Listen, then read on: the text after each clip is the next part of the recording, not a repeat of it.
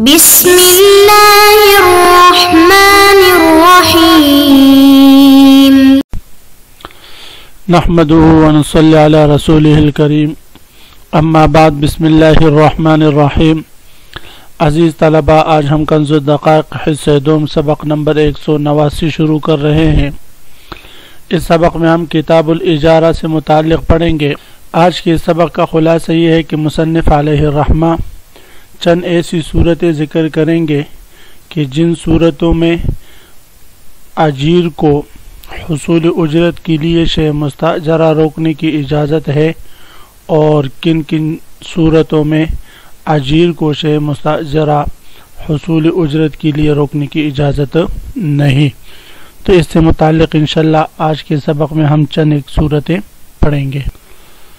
تو عزیز طلبہ، آتے ہیں کتاب کی طرف۔ سب سے پہلے ہم عبارت پڑھتے ہیں: ومن لعمله اثر في العين كالصباغ والقصار يحبسها للأجر فإن حبس فضاع فلا زمان ولا أجر، ومن لا أثر لعمله كالحمال والملاح لا يحبس للأجر ولا يستعمل غيره إن شرط عمله بنفسه، وإن أطلق له أن يستأجر غيره، وإن استأجره ليجيء بعياله ومات بعضهم فجاء بمن بقي فله أجره بحسابه، ولا أجر لحامل الكتاب للجواب أو لحامل الطعام إن رده للموت۔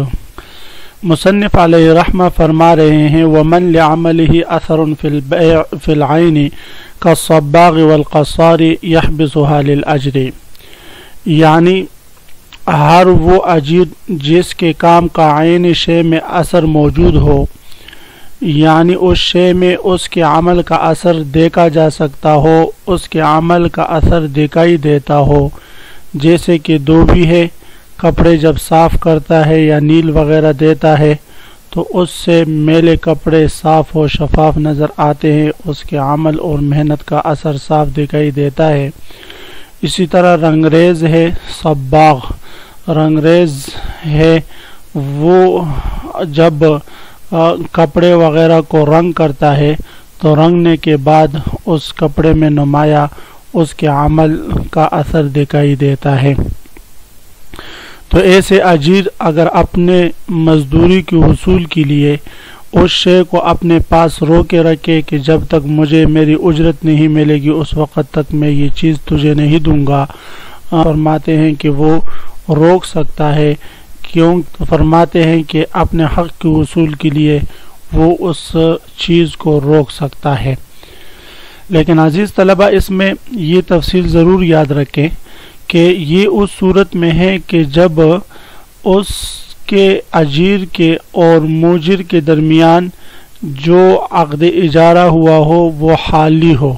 مثلا آپ نے کپڑے سلائی کے لیے دیے اور اس نے کہا بھئی کہ کپڑے تو میں سی کر دوں گا، یا کپڑے رنگ کرنے کے لیے دیے، اس نے کہا کپڑے رنگ کرنے کے لیے دوں گا، لیکن جیسے تیار ہوں گے آپ نے فوراً پیسے دینے ہیں، تو اس صورت میں اجیر کو پھر فرماتے ہیں کہ اس کپڑے کو روکنے کا اختیار ہے جب تک کہ آپ اس کو اجرت نہیں دیتے۔ لیکن اگر اس نے سے آپ نے یہ کہا ہو کہ بھئی یہ کپڑے سی لو، پیسے 1 مہینہ بعد دوں گا، یا رنگ کر لو، پیسے 1 مہینہ بعد دوں گا، تو اس صورت میں جب اجرت معجلہ ہو تو پھر اس کو ان چیزوں کو روکنے کا حق حاصل نہیں ہوگا۔ تو فرماتے ومن لعمل اثر فی العین، ہر وہ اجیر جس کے عمل کا اثر ہو عین میں، کالصباغ جس طرح کے رنگ ساز ہے، والقصار یا دھوبی ہے، یحبسها للأجر تو وہ اجیر اس چیز کو روک سکتا ہے، للأجر ای لحصول الأجر اپنے اجرت کے حصول کے لیے۔ فإن حبس یا فإن حبس فضاع فلا زمان ولا أجر۔ اب اس عبارت میں یہ مسئلہ بیان فرما رہے ہیں کہ اگر اجیر نے وہ چیز روک دی، روکنے کے بعد وہ چیز اچانک اس کے پاس ہلاک ہو جائے تو آیا اس پر زمان لازم آئے گا یا نہیں؟ تو امام ابو حنیفہ رحمہ اللہ تعالیٰ فرماتے اس پر زمان لازم نہیں آئے گا، اور البتہ اس حبس کی وجہ سے اب وہ اجرت کا مستحق نہیں ہوگا، یہ امام صاحب رحمہ اللہ تعالی کا مذہب ہے۔ صاحبین رحمہ اللہ تعالی فرماتے ہیں کہ چونکہ اس نے وہ چیز اپنے پاس روک لی، روکنے سے پہلے وہ مضمون تھی تو روکنے کے بعد بھی مضمون ہوگی۔ البتہ اب صاحبین رحمہ اللہ تعالی فرماتے ہیں کہ مالک کو اختیار ہے، چاہے تو اس شے کی قیمت کا تاوان اس سے لے لے اور پھر وہ اس کو اجرت دے رہے، اجیر کو اس کی اجرت دے رہے، اور اگر چاہے تو تاوان اس سے نہ لے اور اس کو اجرت دینا بھی اس پر پھر لازم نہیں ہوگا۔ صاحب نعم اللہ تعالیٰ فرماتے ہیں کہ اگر یہ تاوان لے گا تو پھر اجرت دینی ہوگی اس کو، اگر تاوان نہیں دیا تو پھر اس صورت میں اجرت دینا پڑے گا۔ یہ صاحب نعم اللہ تعالیٰ کا مذہب ہے۔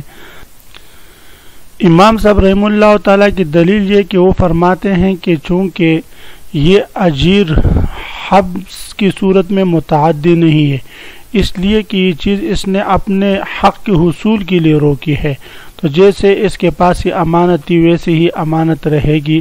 امام صاحب رحم اللہ تعالیٰ کے ہاں ہلاکت کی صورت میں اس پر ضمان لازم نہیں آئے گا۔ صاحب رحم اللہ تعالیٰ فرماتے ہیں کہ یہ قبل الحبس بھی ان کے پاس بطور زمان کی تھی تو بعد الحبس بھی ان کے پاس بطور زمان ہی کی ہوگی، یعنی ان کے ہاں زمان لازم آئے گا۔ بہرحال مفتبیق الاسم امام صاحب رحمہ اللہ تعالیٰ کا ہے۔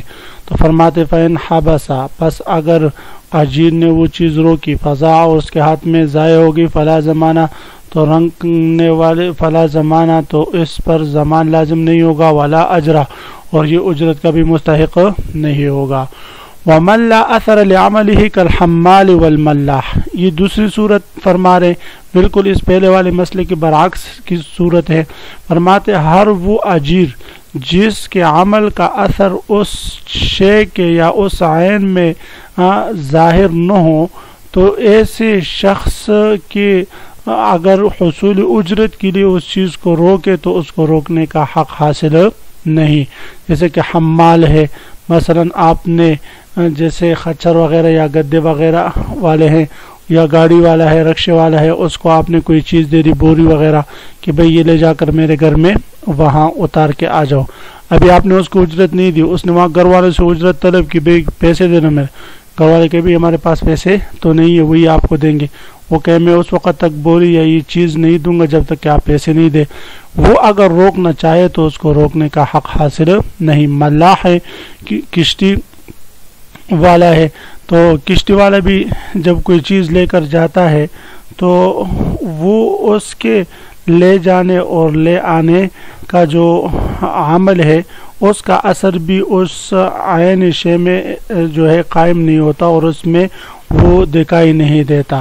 تو اس لیے فرماتے ہیں کہ ان لوگوں کو حصول اجرت کے لیے اس چیز کو اپنے پاس روکنے کا حق نہیں۔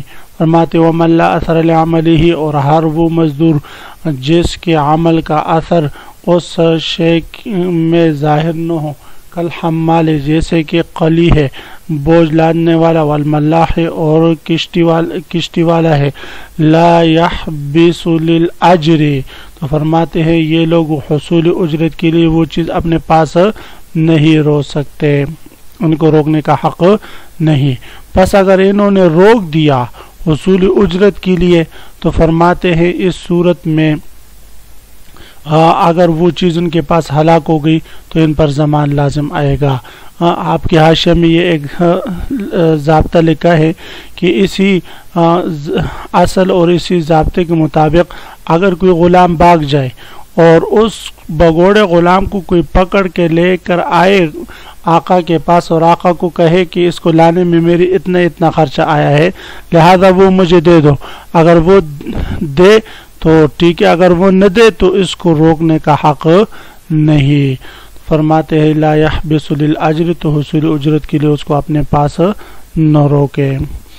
ولا يستعمل غيره ان شرط عمله بنفسه، صورت مسئلہ یہ ہے کہ اگر موجر نے کوئی چیز اجیر کو دے دی، کپڑا دے دیا کہ بھئی اس کو آپ نے سلائی کرنا ہے، تو اس نے کہا کہ ٹھیک ہے میں سلائی کرتا ہوں، لیکن موجر نے کہا کہ اس کو آپ نے خود سلائی کرنا ہے، کسی اور سے سلائی نہیں کروانا۔ تو آپ فرماتے ہیں کہ موجر پر لازم، اجیر پر لازم ہے کہ اس چیز کی سلائی خود کرے، کسی اور سے نہ کروائے۔ اگر اس نے کسی اور سے کروایا تو فرماتے ہیں وہ ضامن ہوگا۔ وَلَا يَسْتَعْمِلُ غَيْرَهُ، اور اجیر جو ہے وہ غیر سے کام نہ کروائے، غیر سے مدد طلب نہ کرے کام کرنے میں۔ ان شرط عملو بنفسہ، اگر مستاجر نے اس کے ساتھ شرط لگائی ہو کہ وہ بذات خود عمل کرے۔